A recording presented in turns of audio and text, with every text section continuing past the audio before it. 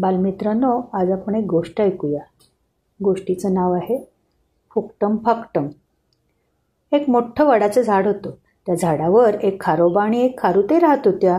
रोज रोज वडाची लाल फळे खाऊन खारुताईंना कंटाळा आला होता. त्या खारोबांना म्हणाल्या, मला पेरू आणि गाजर खायला हवे आहेत.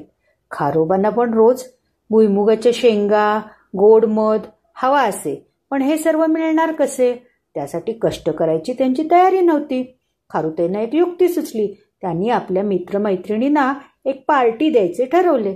दुसरे दिवशी सकाळी दोघे पोपट भाऊंच्या घरी गेले आणि रविवारी पार्टीचे आमंत्रण दिले. त्यांनी पोपट भाऊंना सांगितले की आमची सगळी तयारी झाली आहे, फक्त पेरू मिळाले नाही. पोपट भाऊंनी पार्टीला येताना ताजे ताजे गोड पेरू आणायचे कबूल केले. नंतर ते दोघे मधमाशी ताईला आमंत्रण करायला गेले. पार्टीचे आमंत्रण मिळाल्यावर मधमाशी खूप खुश झाली. तिने येताना मध घेऊन यायचे कबूल केले. त्यांना वाटेत माकड भाऊ भेटले. माकड भाऊनी पार्टीला येताना केळ्याचे घड आणायचे कबूल केले. ससोबानी गाजर आणि उंदीर मामानी भुईमुगाच्या शेंगा आणायचे कबूल केले. खारोबा आणि खारुताईंना खूपच आनंद झाला.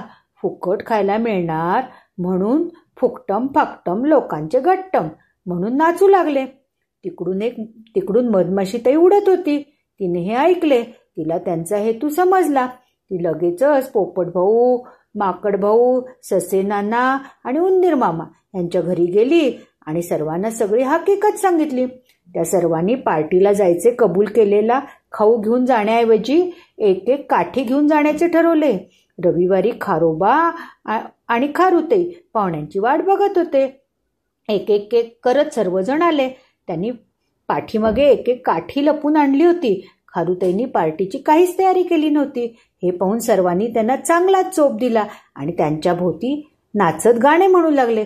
फुकटम फाकटम लोकांचे गट्टम, आहो आहो फुकटे आता खा रट्टे. त्या दिवसापासून खारोबा आणि खारुताई शहाणे झाले आणि सतत काम करत त्यांनी खऱ्या मेजवानीची तयारी केली. हे पाहून सर्वांनी पार्टीला येताना पूर्वी कबूल केल्याप्रमाणे पेरू, मध, गाजर, केळी, भुईमुगाच्या शेंगा आणल्या आणि सगळ्यांनी मिळून धमाल पार्टी केली. दी एंड.